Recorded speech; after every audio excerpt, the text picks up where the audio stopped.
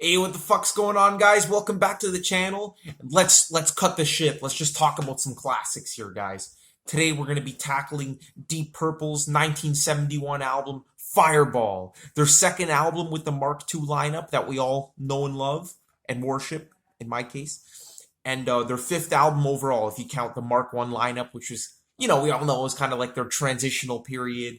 Really psychedelic, really based on the 60s. They didn't really have like a unique sound or they had a unique sound, but they didn't really have like their definitive sound yet. And this album here, it's one of the definitive Mark II lineup albums, right up there with In Rock and of course Machine Head, which unfortunately are pretty much the only three Mark II lineups that are good. I mean, like, we have the fourth album, Who Do We Think We Are, which is definitely a much weaker album than those three. And it's just such a shame because I wish the Mark II lineup lasted longer. And I know what you're saying. You're going to say, like, okay, yeah, in the 80s, they reunited and, they made a few albums with, like, the same Mark II lineup. And to that comment, I say, stay tuned, because I got a confession to make, guys. I actually haven't heard any Deep Purple albums beyond Come Taste the Band. I don't know why. For some reason, like, I heard they were kind of like subpar and things like that. So I've been kind of putting it off for years and years. And really, I've just been listening to like In Rock, Fireball, Machine Head, Burn, Stormbringer, and Come Taste the Band, like for the past, well, some of those albums for like the past like 7 years, and other ones more recently. But yeah, I haven't dipped my toes into like the later Deep Purple discography. But from what I've heard, the Mark II lineup's second reformation in the 80s was just nowhere near as good as their original formation. A lot less heavy and shit. But I cannot judge right now because I haven't heard it yet. So sorry, guys. I know it's embarrassing. I should probably get around to that soon. But on the flip side, I heard that albums even later on in their career, with the Steve Morse era of the band, when Ritchie Blackmore left, are actually pretty damn good. I mean, I was watching one of my favorite YouTubers the other day, Pete Pardo, talking about Deep Purple's history. Great video, by the way. And he mentioned that he was mentioning a lot of the later albums were like up there as some of his favorites. So I definitely got to check it out because I have a lot of respect for that guy. And yeah, for him to say that those albums are great, there's got to be something there. But I digress. Anyway, today we're focusing in on Fireball. And this album here, it's a really weird album. That's kind of why I chose it as my first Deep Purple review, because there's a lot of interesting and quirky elements to this album that really don't reappear on a lot of the other Deep Purple albums. And it's strange because, you have In Rock, the album that came out before this, which was just balls to the wall, in your face, hard rock, proto metal. Again, one of the most influential proto metal albums of all time, right up there with Sabbath's debut, Zeppelin's first couple albums, and a lot of others that aren't coming to mind right now. But yeah, so they had that album just fucking kicks you in the face every single time. I mean, Ritchie Blackmore says it best when he said, when we were writing this album, anything uninteresting, anything fucking uninspiring was just immediately scrapped when recording the album. They only chose the highest octane, highest energy shit for In Rock.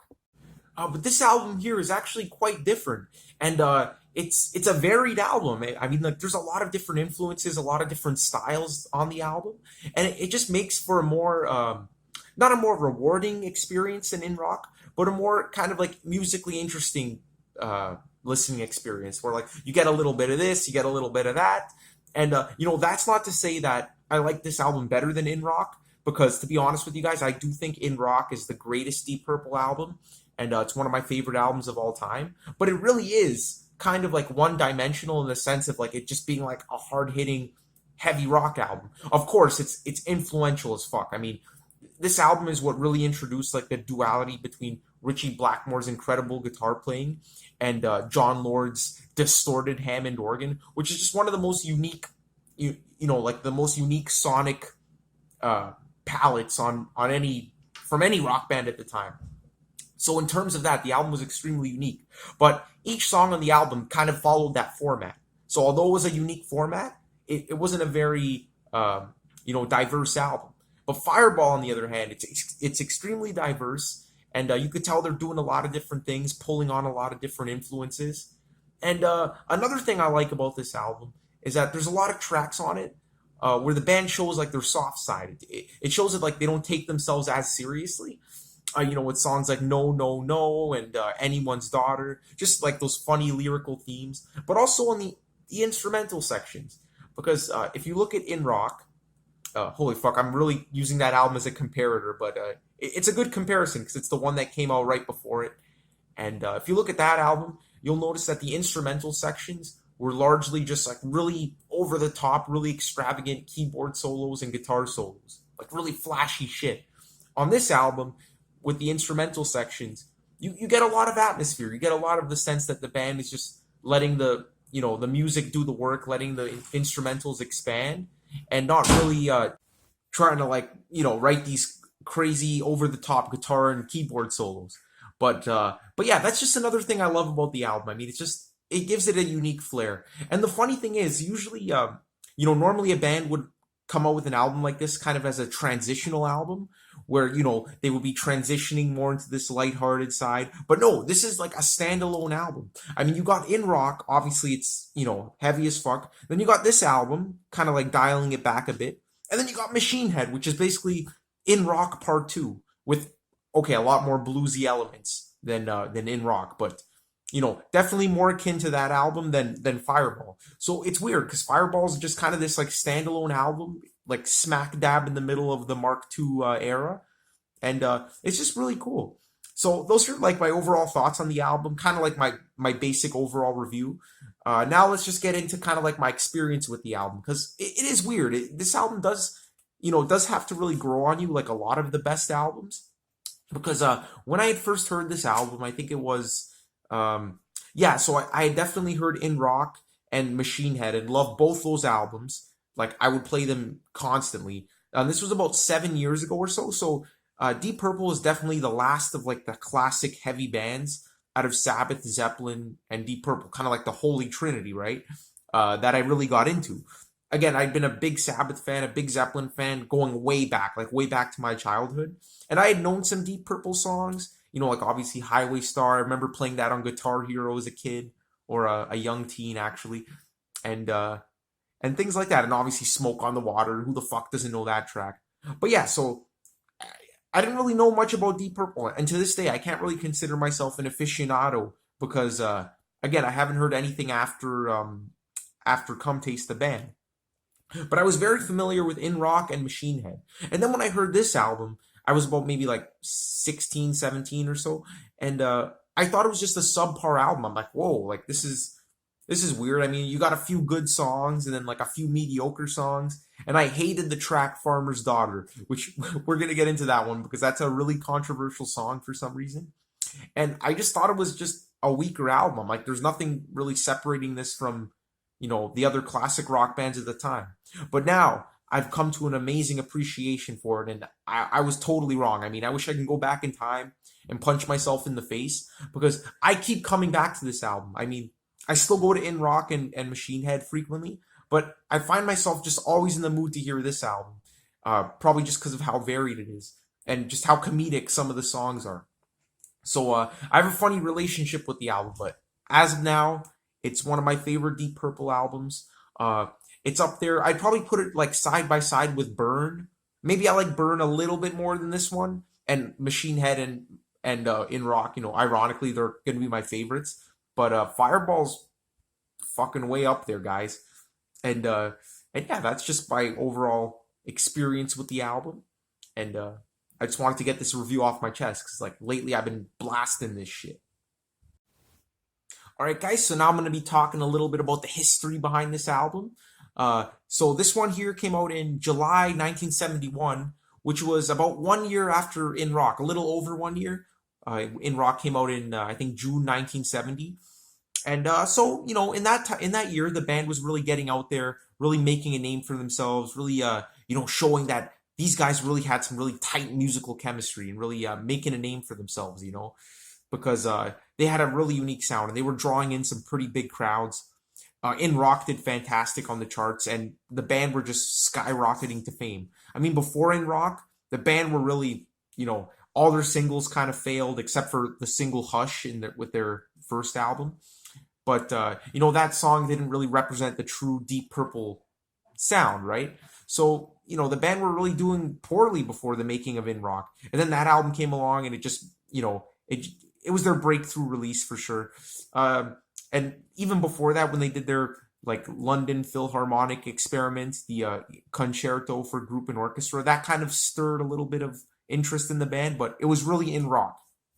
So here the band they're on top of their game, they're touring like crazy, and it's understandable. It's the 70s, and it's been a year since their last album, so management is going to kind of like push for a new album. Because you got to remember, back then in the 70s, bands were pumping out albums like once a year, a lot of times twice a year, right? And here we have Deep Purple. It's been a year. It's understandable, which is funny because Ritchie Blackmore cites this album as being very rushed, and he says that they basically just went into the studio and he threw whatever came to mind at the time. Like he didn't really have anything pre-planned for the album, and the band just rolled with that. And he really thinks it comes across in the sound of the album. He doesn't think it's as great as In Rock, and I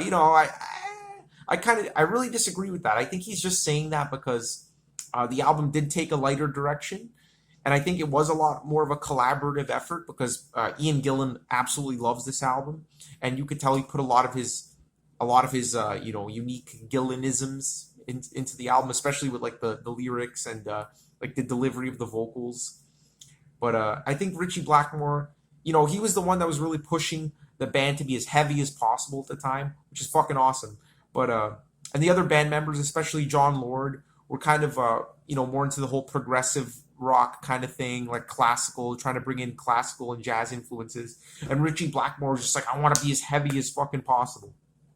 So I think he kind of uses that as an excuse because he didn't really contribute as much to the album as he would have liked to. But then again, it's Ritchie Blackmore. He's a weird guy. He said weird things in the past. He's very like standoffish. So, just take his opinion with a grain of salt. But I just found that really, really interesting how he said the album was rushed considering it's been a year and that's nothing out of the ordinary. I'd understand if the record company was like, okay, guys, 3 months. It's been 3 months since In Rock. Like, let's get rolling with the next album. But it wasn't like that at all. And yeah, again, like Ian Gillan really loves this album. It's his favorite Mark II era lineup album. And they really emphasize that, like how much Ian Gillan, really loved this album. And he really says that it's because like, with this album that he realized that Deep Purple could express themselves in so many different ways. And I agree 100%. I mean, again, like I'm just reiterating my earlier opinion that In Rock was kind of like a one-dimensional album, a fucking amazing album. But, this album is a lot more varied, and I think that appealed to Ian Gillan. He was a bit more adventurous, and he just wanted to I don't know, he just seems like a really cool, eccentric guy. I feel like that's the kind of thing he was into at the time. So yeah, that was In Rock. So they released it. Fireball. They released Fireball, and it went to #1. It was their first #1 album, and it did fucking amazing. And a lot of future like heavy metal greats, like for example Lars Ulrich. I know what you're saying. There's a lot of Lars Ulrich haters. He's fucking good. Lars Ulrich really says that this was the first time that he was really exposed to heavy metal, and his father was actually cool enough to take him to a concert in Copenhagen, and this was the first one he bought right after the Deep Purple concert. So this had a really profound impact on him, and a lot of other metal musicians as well, like King Diamond and Yngwie Malmsteen. I don't know much about him, but we're just reading Wikipedia, and it's really cool because a lot of people really cite In Rock as like the main influence. Like, okay, this was like the birth of like speed metal and really like heavy metal as we know it. Because we had Zeppelin at the time, but they were doing like mostly blues and a lot of folk, and they had their heavy elements, but like they were just so diverse. And you had Black Sabbath, which were undeniably like the first metal band with their classic doom metal sound. But Deep Purple was really the originator of like everything else. I mean, Black Sabbath may have originated heavy metal in general, but if you look at like all the later bands like Iron Maiden, Judas Priest, like the bands that came out in like the later 70s, like they were really, I would say, more influenced by Deep Purple than those other bands, which is really really a testament to how great Deep Purple is. Especially bands like Motorhead, especially with the whole speed metal thing, and then subsequently the whole thrash genre.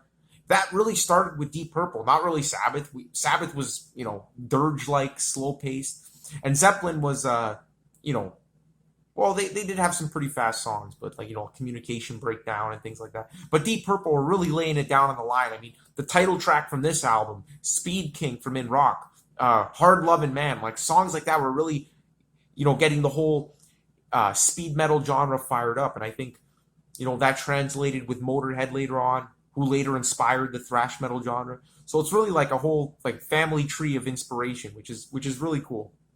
So yeah, really influential album. Went to #1, and shortly after this, the band actually went back into the studio to release Machine Head. So that's interesting. Maybe the band, they really did think that this was kind of like a misstep, and they wanted to rectify that. Or I'm speaking for Richie Blackmore probably, but yeah. So this album here, I love it. I mean, I already talked a lot about like the overall sound of the album, like how varied it is. There's a lot of psychedelia on the album, especially with John Lord's Hammond organ. I'm always whenever I hear Hammond organ, I think of psychedelic rock. But John Lord just distorts it to the point of it being unrecognizable as like a psychedelic instrument, and really transformed the organ into a hard rock instrument. So yeah, John Lord, definitely one of my favorite organists, one of my favorite keyboard players in general, and his performance on this album is top notch. So in general, the performances on this album, I already kind of talked about like the overall feel of the music, but the performances are great. And I got to give a shout out to Ian Gillan. I mean, his vocal range, it just literally kills me every time. I mean, he goes from like this blues kind of like crooning kind of voice to like the highest pitch fucking banshee wails you'll ever hear. And again, I really think that was inspirational. I mean, that inspired so many metal singers, like especially Rob Halford from Judas Priest and Bruce Dickinson, the singers that would really like get up to that higher register. I think they got it from Gillan, to be honest. And so I really think it's kind of like his album. It makes sense because he loves it so much, and maybe that's influencing my take on it. But yeah, Gillan's really great on this one of his best performances. And Ian Pace as well. Holy shit. I mean, just from like the opening of the album, it starts off with Ian Pace just fucking going crazy on the drums. And he really kept up his stellar performances, especially on In Rock, with things like Flight of the Rat, that crazy drum build up at the end. Oh my God. One of the most underrated drummers of all time, in the wider rock community. Like all the metal and Deep Purple fans love him. But, in general, I never hear anyone mentioning Ian Pace. And Roger Glover, I can't really say anything like too unique about his bass playing, but he's definitely doing a great job. And Richie Blackmore, he definitely, again, he takes a step down on this album. There aren't very many memorable Richie Blackmore solos where like you listen to it and you're like, oh my God, that's a face melter. But he does a fantastic job. His riffs are excellent. And yeah, I mean, it's not one of his like, it's not one of his flashiest performances. But when he shines, he really does shine. So incredible performances from all the band members. Again, it's Mark II Deep Purple. These guys had an incredible chemistry. And again, their sound was just so unique. I mean, what other band was combining Hammond organ, heavy guitar riffs, and like speed rock all in one with crazy banshee wails, eccentric drumming, similar to kind of like from Bill Ward from Sabbath. No other band was doing it at the time. So it just makes for just a really unique listen. And again, incorporating all that psychedelia with John Lord's contribution. So yeah, another thing I should mention before we get into like the track by track reviews is that this album actually has two editions: the UK version or the European version, and then the US and Canadian version. And most of the songs are the same except for one. The third track on the UK version has Demon's Eye. And the third track on the Canadian/US version has their single "Strange Kind of Woman." I love both the songs. I do think I prefer Demon's Eye maybe a little bit more, but they're both awesome. So I'm going to review them both in the review because it's not like if you saw my Sabbath review, I mentioned the UK version had "Evil Woman," which was just a subpar cover compared to the other tracks on the album. So I didn't review it. But with this album, it's pretty neck and neck. So for track 3, there's going to be 2 reviews. in the video. So for Demon's Eye and Strange Kind of Woman, both really excellent songs. And yeah, again, this album here, I gotta say, I like side 2 better than side 1. Not that side 1 isn't good, but side 2 is what really keeps me coming back, with a lot of like the more extended songs and some of like the heavier moments on the album. So yeah, without further ado, guys, let's get into the track by track reviews where I can really go in depth.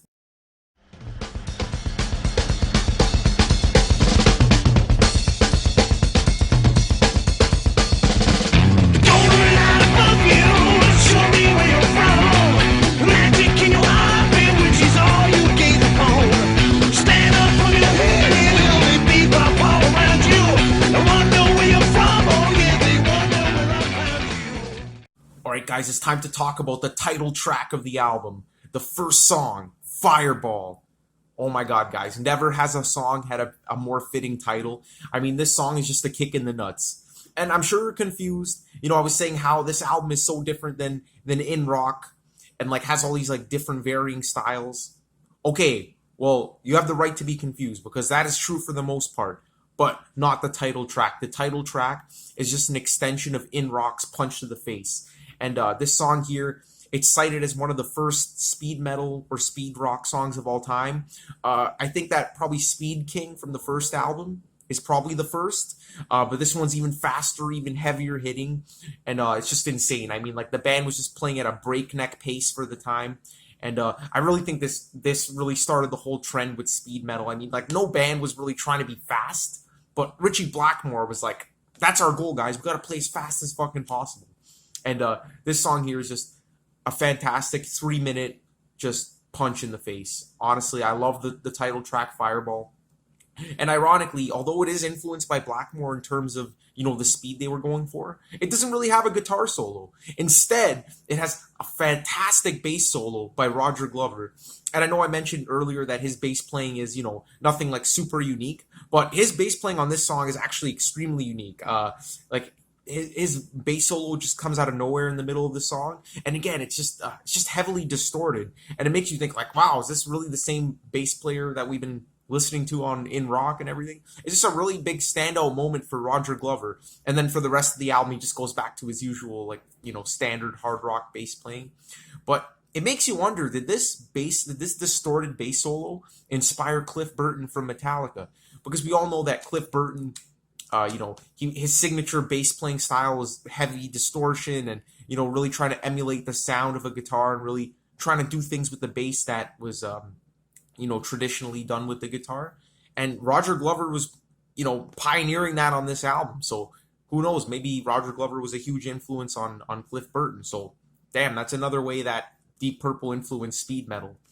And the Hammond organ solo by by John Lord is my favorite part of the song. It just comes out of nowhere, and it's just so furious. And he even said in an interview, it's damn hard to play. So it's also a very challenging organ solo, and it just lasts like maybe like 30 seconds. But again, it's the highlight of the song, and it just solidifies what makes it so great. Another thing is Ian Pace's drum intro to the song. Well, the actual intro to the song is actually like a revved up air conditioner or something like that. Makes it sound like, you know, a rocket ship, like kind of like lifting up for blast off or something. I don't know. I guess that was the intention. But right after that interesting sound effect, we got Ian Pace coming in with this frantic drumming, just literally kick starting the song with the double bass drum going on there. It's just, honestly, I love the way the song starts. And let's not forget about Ian Gillan. His vocals perfectly fit the song. I mean, Ian Gillan has such unique phrasing with his singing. I mean, it's just really hard to describe what makes it so unique, but his vocals just perfectly fit within like the framework of the song. And he does it again on In Rock on the song Bloodsucker. I mean, his vocals just perfectly fit the song. It's almost like he's rapping, and he's just constantly he's spitting out some mad bars in the words of rap fans these days, and he's just really relentless on this song. Really gives a fantastic performance. Almost makes you think, like, does he even take a second to take a breath? I mean, he's just constantly going for it. In the comments below, describe what I'm like. more eloquently what I'm trying to say, because I'm no musician and it's really hard to explain what I'm trying to say. But Ian Gillan's like phrasing on this song is just, I love it. I'm gonna give it a huge thumbs up. And I just love how the whole song in general kind of takes like, an old school classic, like early style, like rock and roll sound, and just amplifies it and speeds it up. And really, that's what the band were doing. They were taking like that early rock sound from like even earlier than the Beatles. Like I'm talking like early 60s, late 50s, that kind of thing. And just really just speeding it up. And I think Motorhead took a lot of inspiration from that, because they always said like they're just rock and roll, like classic rock and roll, just ramped up to 11. And I really think that's what Fireball and Speed King were really going for in terms of like the concept behind it. And it's just a crazy song. And it reminds me of this funny YouTube video I saw with the band kind of like miming this on either on TV or, yeah, definitely TV. They're just miming along, and the audience is just dancing like freaking psychopaths. And there was this one comment on the video that cracked me up. It's like, yeah, I never thought to dance to this song, but if I did, I guess this is what it would be like. Because these people are literally like fucking like, looks like they're having fucking seizures or whatnot. But it's hilarious how they're dancing to it, and and the band's just miming along. Really funny video. Check it out on YouTube. Type in Deep Purple Fireball TV performance or whatever the fuck it is. But yeah, excellent track. Great way to kick off the album. Kind of misleads you because you think the rest of the album is going to be as hard hitting as this, and it really isn't.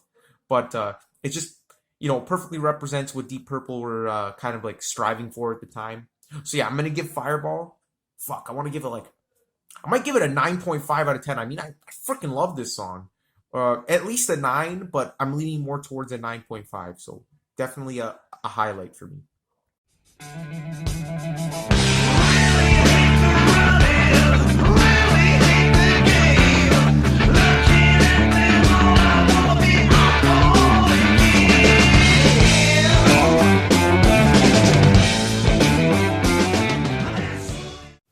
And then we get into track 2, the 7-minute No, No, No. And this is where the album really starts getting into like the weird territory. I mean, this song is just so unconventional, has such a weird structure to it.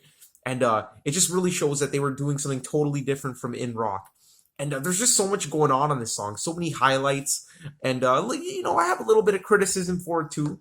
A lot of people like tend to consider this one of the best songs on the album. And like, it's not one of my absolute favorites. I do really love it, but I wouldn't say it's one of my absolute favorite tracks on the album. And I'll just get the flaw out of the way. I think the main theme of the song, like the main vocals, are just repeated a little bit too much. With the whole no, no, no. That part right there, like it's really just like my personal preference. Like I'm not really a huge fan of like how that gets repeated like so many times throughout the song. I think about like 6 or even 7 times. So I'm going to dock it a few points for that, but it's just a minor complaint. Overall, the song is just really interesting. So, damn, what should I talk about first? So let's just talk about the vocals first. Ian Gillan, he sounds absolutely pissed off on this song. And, that's really accentuated by John Lord's organ playing throughout the entire song. It has this like crunchy, distorted feel, which kind of gives the song like this kind of sleazy kind of feel, like for lack of a better word. And there's some nice bluesy guitar licks interspersed throughout by Richie Blackmore, which are really cool, giving the song like this swinging kind of funky kind of groove. You can really groove along to this track, and right when you think that it's just going to be one of those standard kind of like grooving along tracks, this amazing guitar solo comes in by Richie Blackmore, and it's just really interesting because I think this is the first time.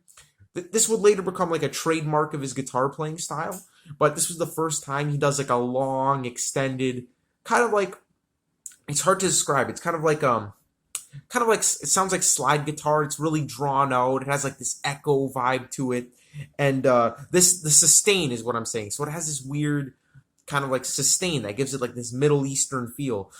And yeah, again, it's just really cool, really unexpected, and just takes the song to like a whole different stratosphere.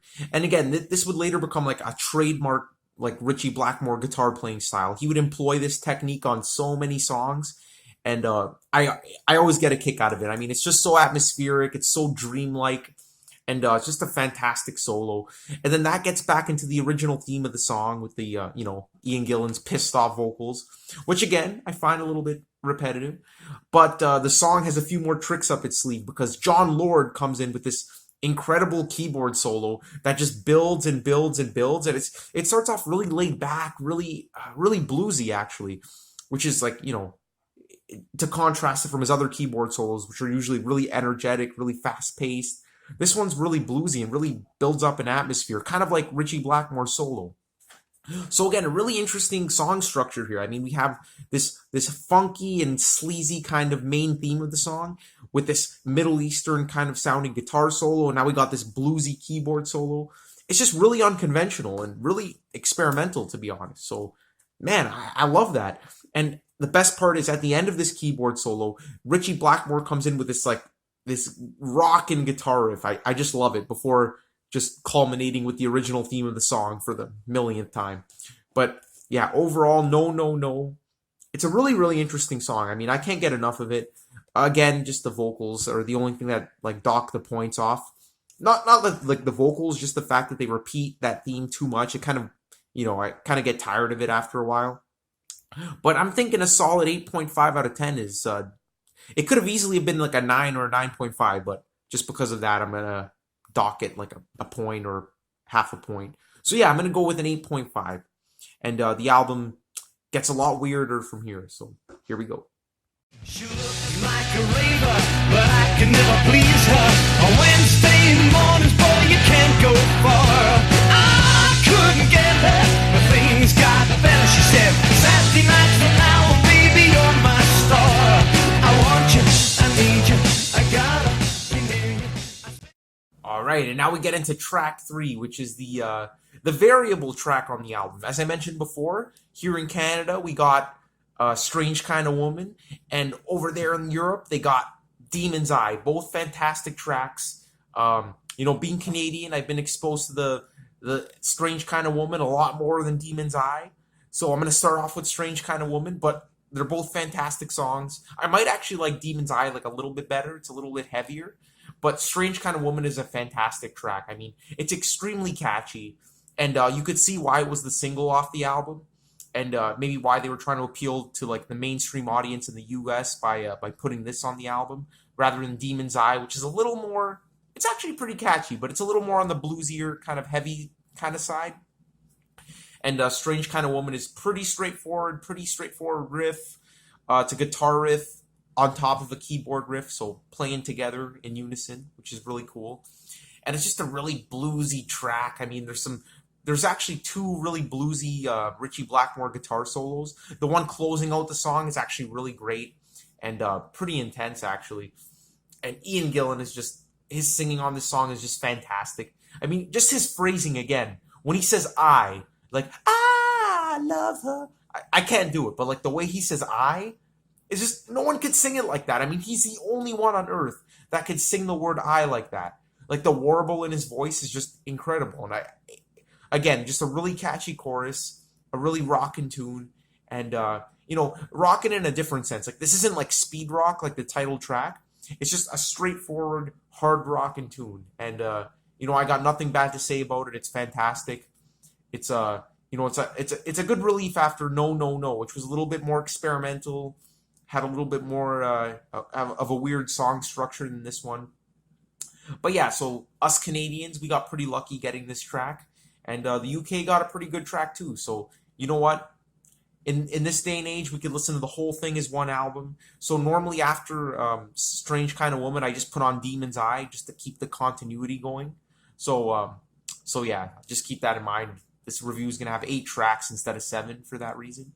But yeah, Strange Kind of Woman, I'm feeling a strong 8.5 out of 10. So about the same score as No, No, No. So the album's been really strong so far.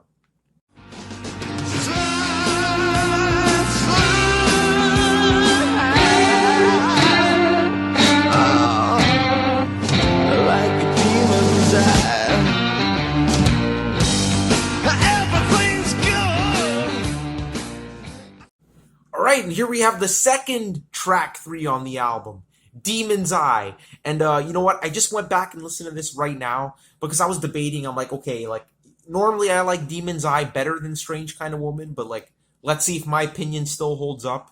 And let's be honest here, guys, it's no contest. Demon's Eye is a better song than Strange Kind of Woman. The UK, I think they won out in this battle of which version of track 3 wins the contest. But yeah, I fucking love Demon's Eye, guys. It's one of the bluesiest Deep Purple songs. And you know me, I love the blues. Honestly, I'm obsessed with the blues, and I love when hard rock bands just do everything in their power to incorporate blues themes into their music. And yeah, Deep Purple definitely do that with this track. I mean, just that riff that just powers throughout the entire song. It's undeniable. I mean, it's just blues at its finest. You know, hardcore metal fans, progressive rock fans, they might say it's repetitive, it's kind of like unimaginative. Because really, at the end of the day, if you listen to the riff, it's basically like your standard blues riff, you know, like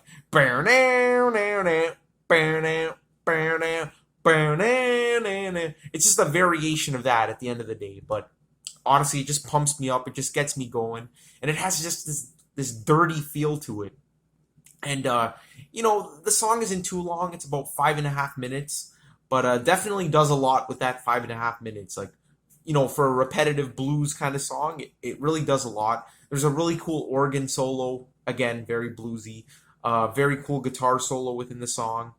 And Ian Gillan is just, channeling his inner bluesman. His voice is really, he's really singing from the guts, really singing from within. You don't really get any of like the shrill, banshee wails that Ian Gillan was known for. This is just a straight up blues track. So depending on what kind of music fan you are, you might like it, you might not like it, but I fucking love it. I mean, it's great. And, that riff throughout the entire song for me is just undeniable. It's just a classic riff. And I was watching this on YouTube, and I saw a comment saying that this was Deep Purple's response to Zeppelin, and I kind of agree with that. I mean, we all know how influenced Zeppelin was with the blues, and I think Deep Purple were trying to distance themselves from that within rock and with the album so far. But this one here, it's kind of like a response to that. Like, yeah, we can do the blues, we can compete with you guys, and we all know Sabbath weren't really that bluesy. They were more like jazz, if anything, but yeah, Deep Purple do the blues very well. They do it justice. And Demon's Eye, great song title and great song.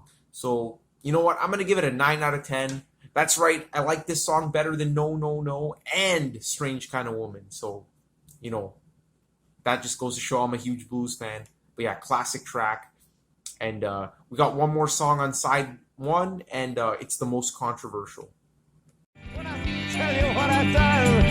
I can hear your tales and lies. You say I'm dumb and scraggy, but man, this dumb and scraggy is your daughter's baby's daddy. She's a lucky daughter, such a lucky daughter.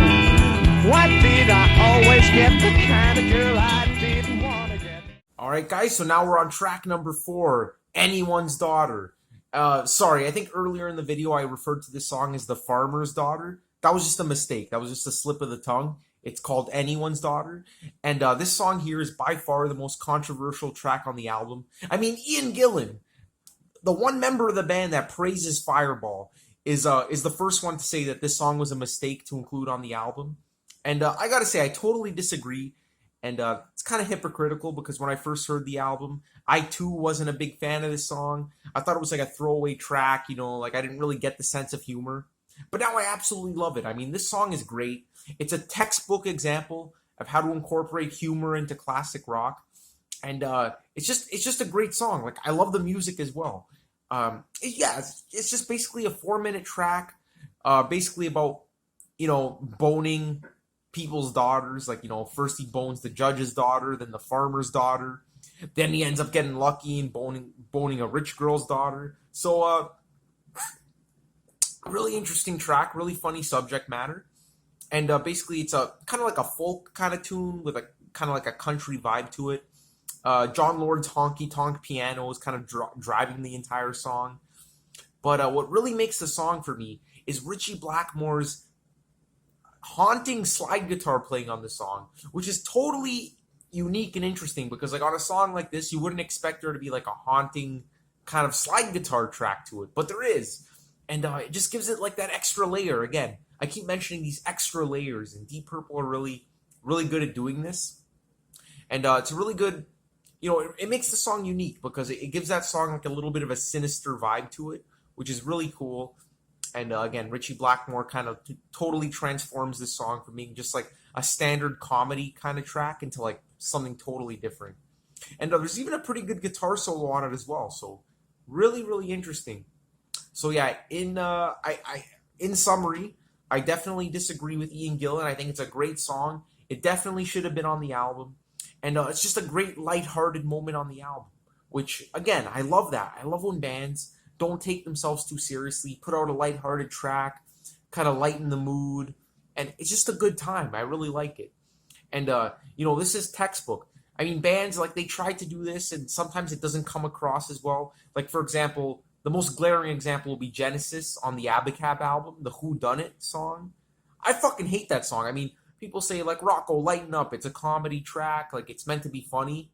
Like it's not funny. It's just repetitive bullshit. And to this day, I fucking hate that song. But this, on the other hand, it's actually good. So, Anyone's Daughter, I really love the song. I mean, like, I never really get tired of it. And I'm going to give it a fucking 8.5 out of 10. I mean, I really enjoy this track. And, yeah, I'm not ashamed to say it. 8.5 out of 10. And, yeah, that basically closes off side one of the album. So, again, as we see here, it was an extremely diverse album so far. We got a speed rock track. An experimental track, blues, a straight up blues track, a pop tune, Strange Kind of Woman, I guess, and then we got a folk kind of comedy tune. So extremely varied. And then we flip it over to side two, and here's where the psychedelia comes in, guys.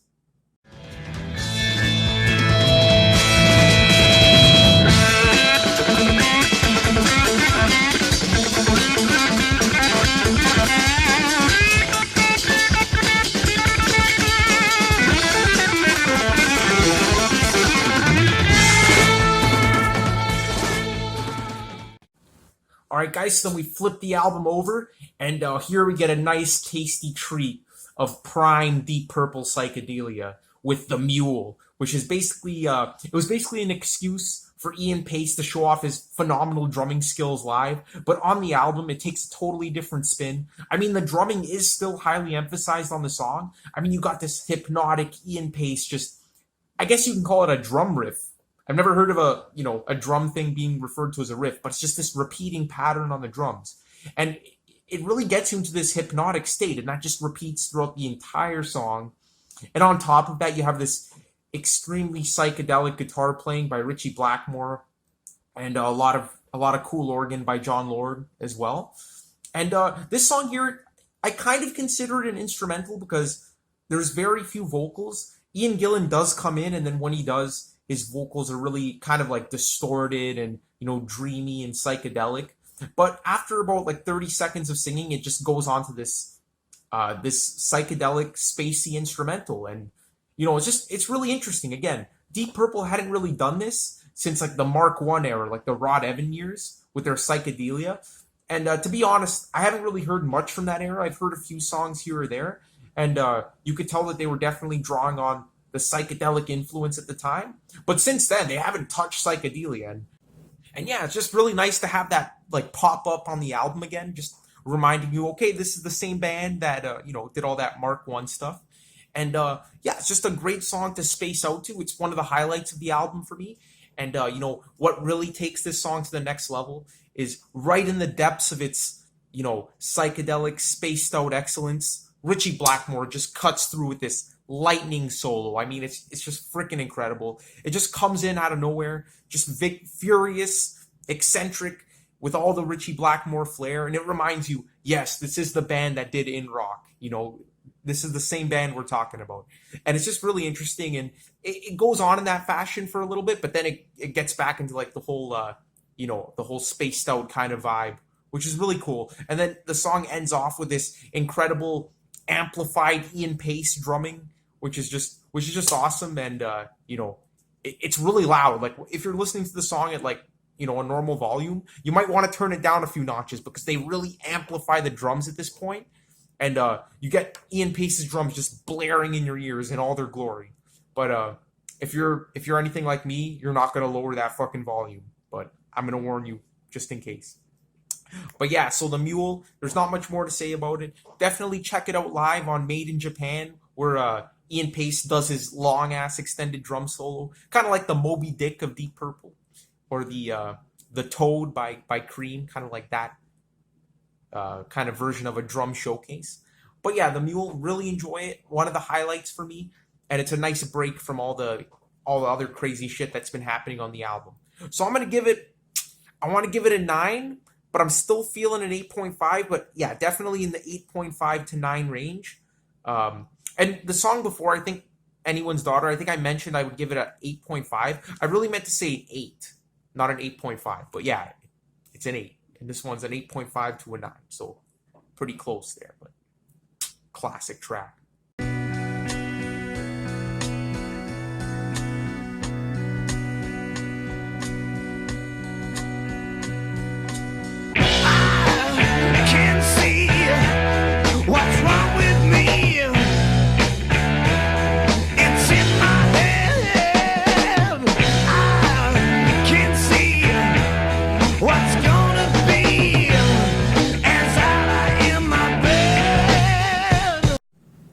Alright guys, so then track number 6, the band decide to serve us up a tasty slice of Deep Purple epicness. That's right, it's one of Deep Purple's longest tracks, coming in at about 8.5 minutes. The amazing song, Fools, just simply titled Fools. Now, coming off of In Rock, we had Child in Time, which is one of the greatest epics of all time, one of the best songs, one of my personal favorite songs. And to have this song as the epic on the album, it's definitely like a huge step down from Child in Time, obviously. But you know what? Don't look at it in that sense. Think of it as like they're trying something different. Because obviously, like, nothing's gonna top Child in Time. And then later on, when Ritchie Blackmore was in Rainbow, they would do Stargazer, which was like the next big epic Ritchie Blackmore written song. But Fools is definitely really good, and it's definitely a very interesting track. And I think Ian Gillan really, shines really brightly on this song. Both in the intro with his more laid back, kind of sleepy, lethargic vocals, and then later on when he comes in with his furious assault and, extremely pissed off kind of vocal styling. And, Fools it's a song of two kind of moods. Again, it has like the psychedelia that, they were doing on The Mule and a few of the other tracks on the album, but then it has that hard rock crunch. And it's a pretty even balance between the two. So it starts off with John Lord's psychedelic organ, and Ian Gillan comes in with, again, very lethargic, very sleepy, very laid back, dreamlike vocals, and it's a good song to kind of like wind down to, and that goes on for about a minute to 1 to 2 minutes, I think, or a minute and a half, and then all of a sudden, out of nowhere, the fucking band goes crazy and brings in that extremely crunchy, heavy riffage they were known for on In Rock. And Ian Gillan's vocals on this part are just, man, they just blow me the fuck away. I mean, the vocal techniques he uses on this part of the song is incredible. First of all, he sounds pissed off as fuck, which is awesome. I mean, you could really hear the aggression in his voice. Second of all, he really uses, I don't know how to word this, but he really uses inhalation perfectly. I mean, like, you could hear him breathing in between the verses, and it gives a song like this kind of frantic feel. And it's just incredible. Usually when you hear a singer breathing in on a track, it's kind of distracting. But on this one, Gillan actually used that to his advantage, and it just comes across fantastic. And there's even this one part where he sneaks in this like little demented laugh, and he doesn't even take a breath. Right after that laugh, he goes right back into that crunchy I can't, I'm not going to attempt to sing it, but you know the riff I'm talking about. And it's just great. I mean, like, it's great how, they basically fooled us with this song, because we thought, it's going to be a psychedelic, laid back track. And then they come in with all guns blazing, and it's just incredible. Then later on into the song, at about the 5-minute mark, the song gets back into the psychedelia with this long 3-minute kind of like jam with Ritchie Blackmore and Ian Pace's cymbals just keeping the beat in the background. And Ritchie Blackmore's solo on this song is just very, again, very spacey, very long, drawn out notes. and it gives it this like somber kind of haunting feel. And that goes on for quite a while actually. So yeah, you know what? I guess that would be my main criticism of the song. With this long kind of haunting, drawn out midsection, it kind of loses the momentum that the song finally built with Ian Gillan's just frantic vocals and that tight, crunchy riff. And I'm a hypocrite because this is coming from a progressive rock fan, but I think that if they shorten that just by a bit and really, or maybe even like develop the heavy section a little bit more before transitioning into that, the song might have been slightly stronger. But it's just a minor complaint. And again, it's really enjoyable, don't get me wrong, but I just feel like we already had the psychedelic intro, and then with that surprise, with like the the heaviness kicking in, to go back into like a long drawn out laid back section seemed like kind of a missed opportunity. But nevertheless, it's pretty enjoyable. And then, not to fret, after that part, the main theme comes back in with a heaviness, and the song really picks up again. But it doesn't really change based on like earlier in the song. It would have been nice if the band like put a spin on that. But you know what? Fuck me. I'm probably asking too much here. So it's a fantastic song. I mean, really, it's just almost a perfect song. I mean, these are just minor complaints that might have made the song better.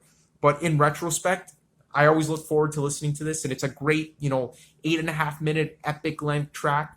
So if you just go into it with the mindset that it's not going to be as good as Child in Time, it's not going to be as good as fucking Stargazer, even though that's not Deep Purple, I think you're really going to enjoy it. So this song, no hesitation, I'm going to give it a 9 out of 10. It's just top notch.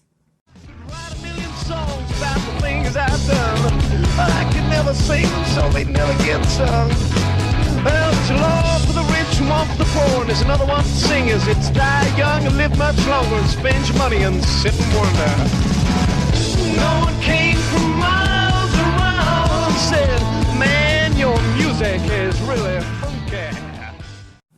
And then closing off the album, we get one of my absolute favorite songs on the album. I mean, I freaking love this song. No One Came. It's just a tour de force. It's hilarious. It's got some of the most aggressive and punchy Ian Gillan vocals, some of the heaviest riffing on the album. And it's just, man, it's just such an enjoyable song. I mean, every time, even from day one, the first time I heard this song, it left me speechless. Just how funny it was, how freaking the grooves were just freaking incredible. And yeah, to this day, I've always had a soft spot for the song. A lot of people, like, when they talk about this album, they talk about the title track. A lot of people talk about No, No, No, Fools, Anyone's Daughter, for better or for worse. But no one really seems to talk about No One Came. And I think this is probably the most underrated song on the album. It's just, honestly, it's just amazing. Just the way it starts off. You get this absolutely chugging riff. Well, not chugging, this crunchy riff coming in, with this organ in the background, just kind of like adding like little flourishes every once in a while with the and then you got the riff. It's just amazing, and the bass really keeps the song moving. I mean, the bass foundation of this, hell yeah, Roger Glover, fantastic playing, and again, the star of the show for me, it's got to be Ian Gillan. I mean, his vocals are just insane. His lyrics are hilarious. I think the song's describing maybe like either a washed up musician or someone who's a little too old to be getting into the music business and is just, dipping his feet into the waters. And it's just hilarious. I mean, some of the lyrics here, I wrote down one of my favorite lines. I know what they meant because I was a freak. That line right there is it's just hilarious. There's a few lines where they say, man, I think your music is really funky. It's just a great time. The song isn't taking itself too seriously. And instrumentally, there's some great sections of this song. There's a really tasty guitar solo by Richie Blackmore. Really different from a lot of his other solos. I mean, this one here is really, it isn't as intense as his other solos, and it sounds more like a standard kind of like rock guitar solo, but, it's really great. And then you got this like long organ section that gives the song, like, again, that psychedelic flair before getting back into that crunchy ass riff. And the song also has a false ending. You think it's fading away, and then all of a sudden the riff comes back in, and you jump in your seat, and it ends off with this cool kind of like backwards guitar solo. I always like when people do backwards guitar solos, like the Beatles on now I'm getting off topic on I'm Only Sleeping and things like that. Really like the sound of a backwards guitar solo. I don't know, it's just me, and it's a cool way to end off the album. So yeah, No One Came. It's a hilarious song, really funky, really groovy, pretty heavy. One of the heavier tracks on the album, and hands down one of my favorites. Probably my favorite song on side 2 of the album. Either this or Fools. They're kind of neck and neck, but this one, hands down, I'm gonna give a 9 out of 10. I love it. It's great. Ian Gillan, he's a powerhouse on this song, and I can't recommend it enough. And yeah, there we have it, guys. That's Fireball. So hopefully, throughout this lengthy review, I've made you guys kind of appreciate how diverse this album is, how different it is from all the other Deep Purple albums in this time period, and just a really unique listening experience that really improves over time. And again, if I could just emphasize one thing, it would be not to judge this album too soon.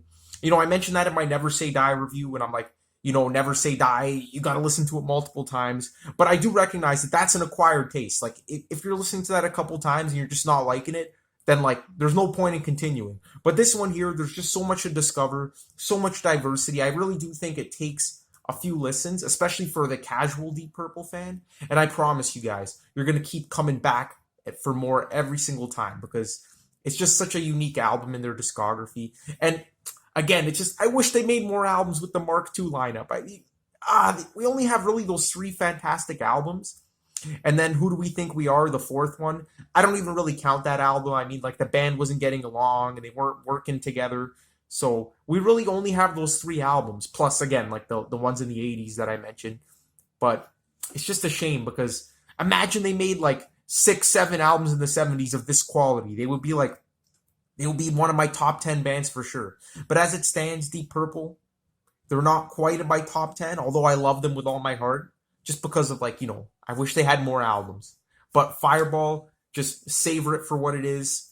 A fantastic and very psychedelic Deep Purple album. Again, with more psychedelia on side 2, and side 1 focusing more on, like, short, catchier tracks, with the exception of No, No, No.